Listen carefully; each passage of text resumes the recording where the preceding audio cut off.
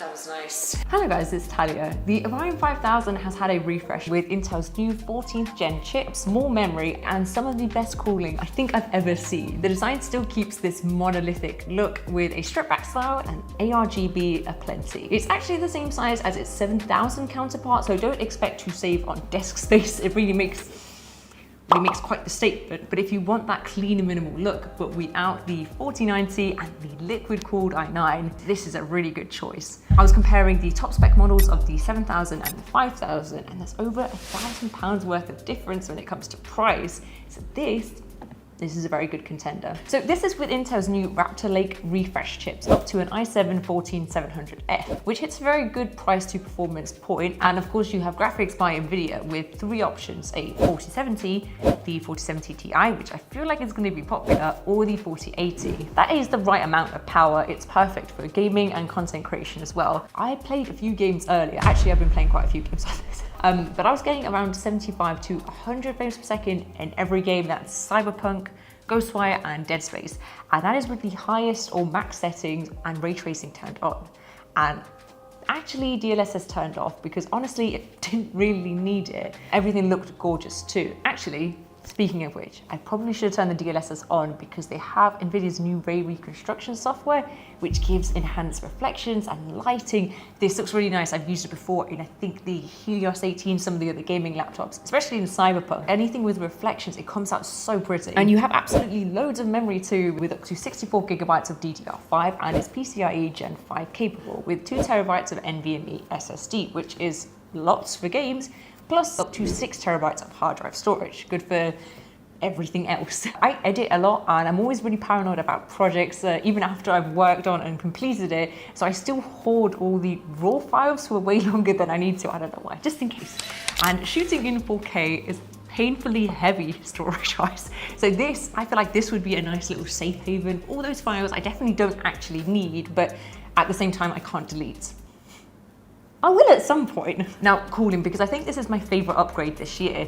We have 4 120mm fans on the CPU, exhaust, and intake.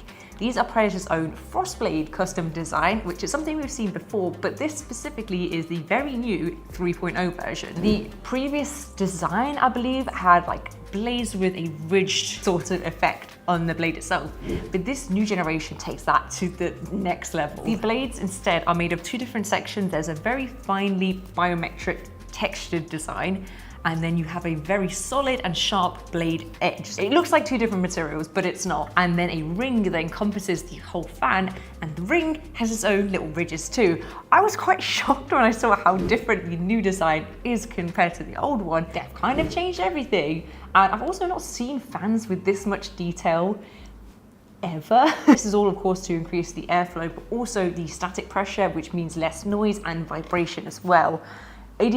It's silent. I recorded it while I was gaming. This is about an hour of gaming, how it sounds. I don't know why it doesn't make any noise. Wait a second. That noise is from the light. You're not making any noise. Okay, the lights are off.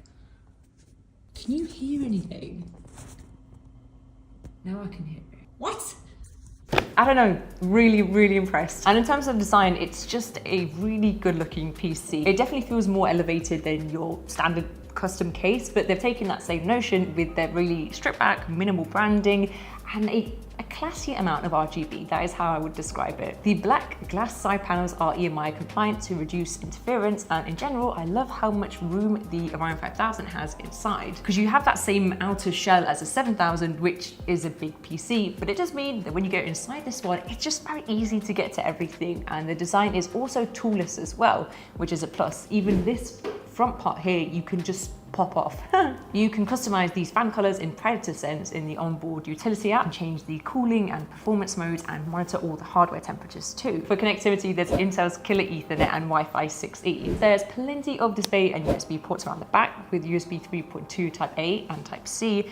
And additionally, if you don't have room for the Orion to display it loud and proud on your desk, upsetting, but understandable. There's also a hub of USB 3.2 ports at the top and audio jacks as well for PCs that are kept on the floor. It's very handy. To be honest, I use this even when it's on the desk, just because more out of laziness than anything else. I hate having to fondle the PC around the back, and it's just right there, very easy. I really like the Orion 5000 as a PC for myself. That is how I would describe it. The specs are exactly what I need. High spec but not maxed out, which reflects on the price as well. Although it's a high-end PC, it's also reasonable when you consider the build quality and the cooling design. You're not gonna find custom cooling like this anywhere else. I love this PC a lot. This is absolutely my favorite thing in Predator's IP. I want this one for myself. Let me know what you think of the Orion 5000 down below, and I'll see you next time. Bye guys.